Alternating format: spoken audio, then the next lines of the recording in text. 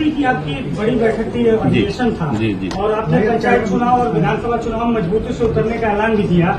UP की राजनीति में आप 93 से एक्टिव हैं, इस बार क्या नया होगा? वार्षिक बैठक थी और कुछ औपचारिकताएं होती हैं, तो आज राष्ट्रीय अध्यक्ष के रूप में मेरा चयन हुआ। अब इसके बाद सारी कार्यकारिणी का गठन और शेष औपचारिकताएं पूरी की जाएंगी। पंचायत चुनाव लगभग 1 वर्ष बचे हैं, तो उसके लिए भी जो निर्देश देना था वो दिया, और इसके साथ ही साथ विधानसभा चुनाव में भी सबको लग जाने के लिए और सही प्रत्याशी, मजबूत प्रत्याशी अपना ढूंढ के लें, इसके लिए भी निर्देशित किया गया। अब ये समय समय पर बैठकें इस तरह की होती है। आपने कहा कि आज राजनीति में आपके मंच पे बात उसी की जातिवाद हावी है। आपने कहा देश के कई सारे मुद्दे हैं जो लगातार जातीय संघर्ष देखने को मिल रहा है यूपी में, आपकी पार्टी इस पर किस तरह से? खासतौर पर अखिलेश यादव जिस तरीके से बात कह रहे हैं कि जितने भी जो कथा करते हैं, कथावाचक हैं, और धीरेन्द्र शास्त्री का नाम कोट करके उन्होंने कहा कि 50 लाख रुपए तक की का ले लेते हैं जाके, और इस तरीके की बात समाजवाद विरोध भी कर रहा है, समाजवाद का विरोध कर रहा है, इस पर क्या कहना?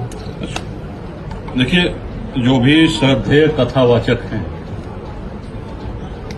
वो जो जजमान परिवार है जो कथा कराते हैं, तो वो उनकी श्रद्धा है, वो जितना देना चाहें दें, उसमें हमारी कोई टिप्पणी बनती नहीं है। इतना हम अवश्य कहेंगे कि हर जाति के व्यक्ति को भगवान की कथा कहने का अधिकार है। हालिया जो विवाद हुआ वो इस कारण से हुआ कि उसमें पहचान छिपाई गई। ये आप ही लोग के माध्यम से हमको जानकारी थी, तो पहचान छिपाने की कोई आवश्यकता नहीं थी।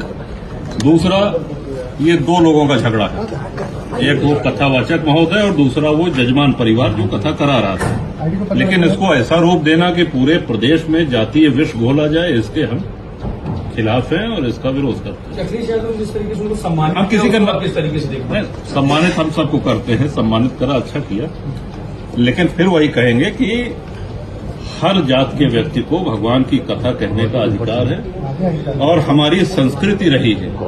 देखिए, संत रविदास जी, मीराबाई उनकी भक्त है। आज वाल्मीकि जी जो है उनकी रामायण घर घर, यहाँ तक कि तुलसी बाबा ने उनकी संस्कृत की रामायण को आधार बना करके श्री रामचरितमानस की रचना करी।